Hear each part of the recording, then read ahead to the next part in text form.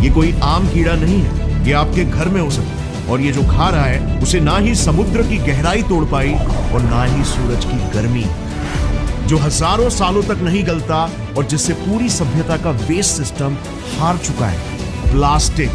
मगर इन उंगली जितने कीड़ों ने सिर्फ 12 घंटों के अंदर ही पूरा प्लास्टिक बैग निगल दिया। अगर ये सच है तो इसका मतलब सिर्फ एक, या तो हम इंसानों ने प्लास्टिक को गलत समझा था या फिर प्लास्टिक पोल्यूशन के सॉल्यूशन को। साल 2017, स्पेन, एक बिल्कुल नॉर्मल सुबह। डॉक्टर फेडेरिका बर्टोकीनी अपने बैकयार्ड में मधुमक्खी के छत्ते साफ कर रही थी। उन्होंने कुछ कीड़े निकाले, एक प्लास्टिक बैग में डाला और साइड में रख दिया। कुछ घंटे बाद जब वो वापस आई, बैग फटा पड़ा था और सारे कीड़े जमीन पर। अब यहीं पर कहानी दो भागों में बट सकती थी। कोई और अगर होता तो वो बैग को डस्टबिन में डाल देता, बात वहीं पर खत्म। बट बर्टोकीनी की नजर एक वियर्ड पैटर्न पर पड़ी। ये होल्स रैंडम नहीं थे। सच्चाई जानने के लिए बर्टोकीनी ने कीड़ों को लैब में लाया, फ्रेश पॉलीथिलीन बैग में डाला, कंट्रोल्ड एनवायरनमेंट, टाइमर स्टार्ट। बस 40 मिनट गुजरे और होल्स फिर से आ गए। 12 घंटों के अंदर पूरा बैग गायब।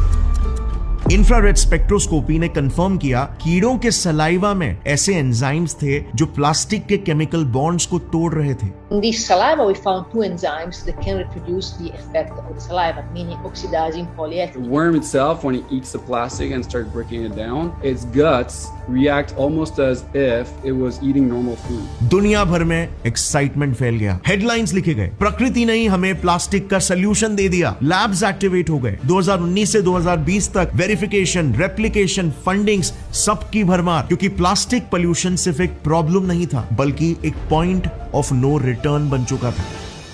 इस एरिया पर जरा नजर डालना, इसका साइज 2 पाकिस्तान के जितना विशाल है, मगर ये कोई जमीन नहीं बल्कि कचरे का एक ढेर है।